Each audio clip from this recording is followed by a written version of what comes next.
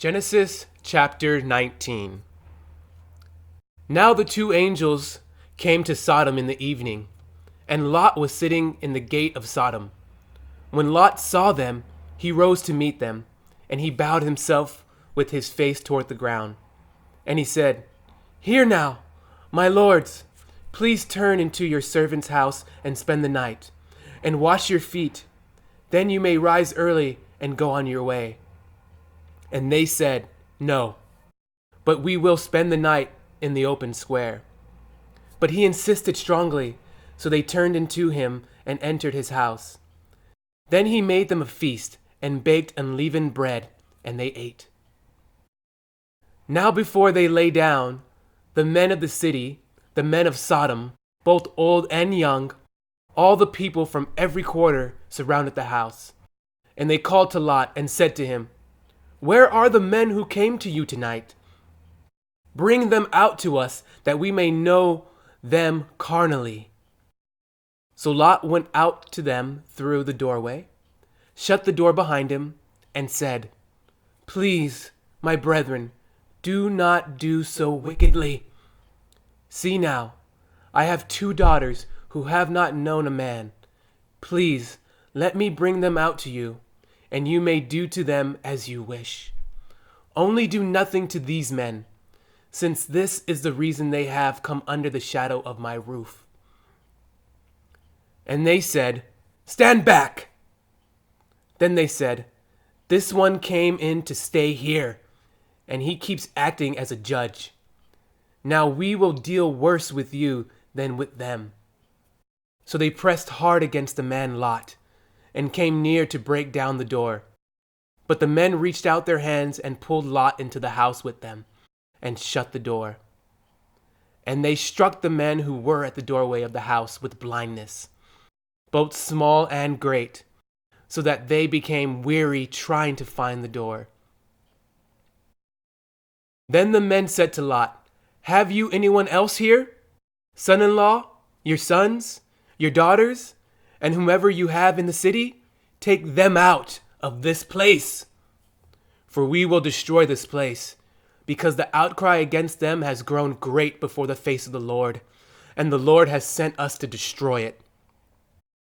So Lot went out and spoke to his son-in-law, who had married his daughters, and said, "Get up, get out of this place, for the Lord will destroy the city."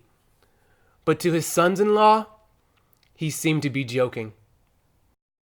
When the morning dawned, the angels urged Lot to hurry, saying, "Arise, take your wife and your 2 daughters who are here, lest you be consumed in the punishment of the city."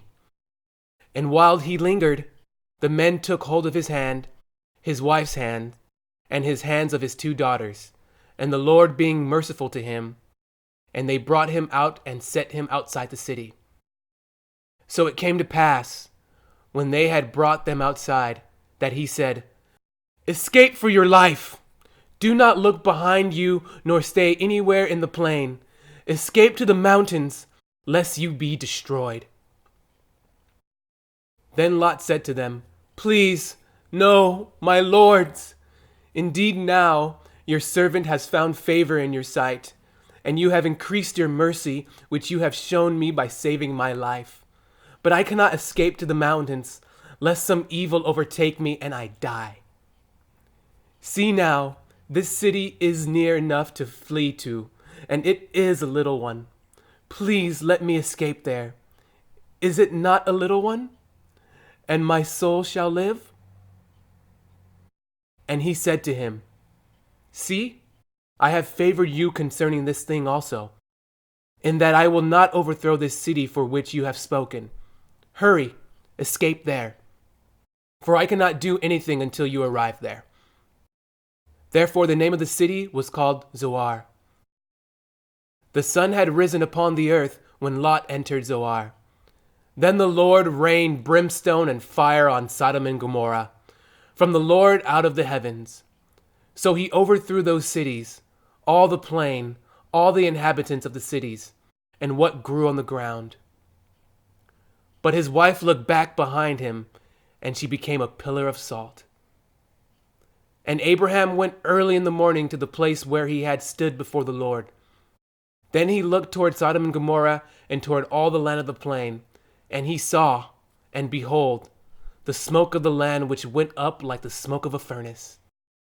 And it came to pass, when God destroyed the cities of the plain, the God remembered Abraham, and sent Lot out of the midst of the overthrow, when he overthrew the cities in which Lot had dwelt. Then Lot went out of Zoar, and dwelt in the mountains, and his 2 daughters were with him, for he was afraid to dwell in Zoar. And he and his 2 daughters dwelt in a cave. Now the firstborn said to the younger, Our father is old, and there is no man on the earth to come in to us, as is the custom of all the earth. Come, let us make our father drink wine, and we will lie with him, that we may preserve the lineage of our father. So they made their father drink wine, and that night. And the firstborn went in and lay with her father, and he did not know when she lay down or when she arose. It happened on the next day that the firstborn said to the younger, Indeed, I lay with my father last night. Let us make him drink wine tonight also, and you go in and lie with him, that we may preserve the lineage of our father. Then they made their father drink wine that night also, and the younger arose and lay with him, and he did not know when she lay down or when she arose. Thus both daughters of Lot were with child by their father. The firstborn bore a son, and called his name Moab. He is the father of the Moabites to this day. And the younger, she also bore a son, and called his name Ben-Ami. He is the father of the people of Ammon to this day. Genesis chapter 20.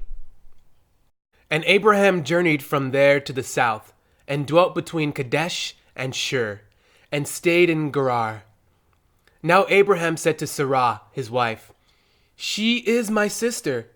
And Abimelech, king of Gerar, sent and took Sarah. But God came to Abimelech in a dream by night, and said to him, Indeed, you are a dead man, because of the woman who you have taken, for she is a man's wife. But Abimelech had not come near her, and he said, Lord, will you slay a righteous nation also? Did he not say to me, She is my sister? And she, even she herself, said, He is my brother? In the integrity of my heart and innocence of my hands, I have done this. And God said to him in a dream, Yes, I know that you did this in the integrity of your heart, for I also withheld you from sinning against me.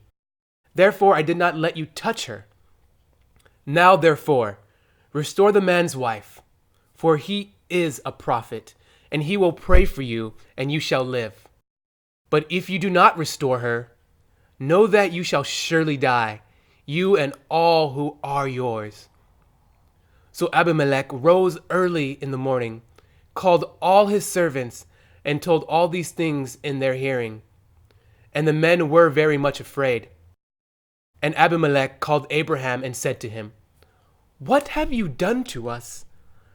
How have I offended you, that you have brought on me and on my kingdom a great sin? You have done deeds to me that ought not to be done. Then Abimelech said to Abraham, What did you have in view, that you have done this thing? And Abraham said, Because I thought, surely the fear of God is not in this place, and they will kill me on account of my wife. But indeed, she is truly my sister. She is the daughter of my father, but not the daughter of my mother, and she became my wife. And it came to pass, when God caused me to wander from my father's house, that I said to her, This is your kindness that you should do for me. In every place, wherever we go, say of me, He is my brother.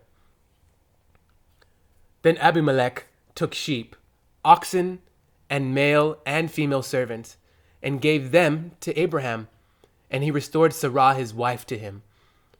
And Abimelech said, See, my land is before you. Dwell where it pleases you. Then to Sarah he said, Behold, I have given your brother 1,000 pieces of silver. Indeed, this vindicates you before all who are with you and before everybody. Thus she was rebuked. So Abraham prayed to God, and God healed Abimelech, his wife, and his female servants. Then they bore children, for the Lord had closed up all the wombs of the house of Abimelech because of Sarah, Abraham's wife.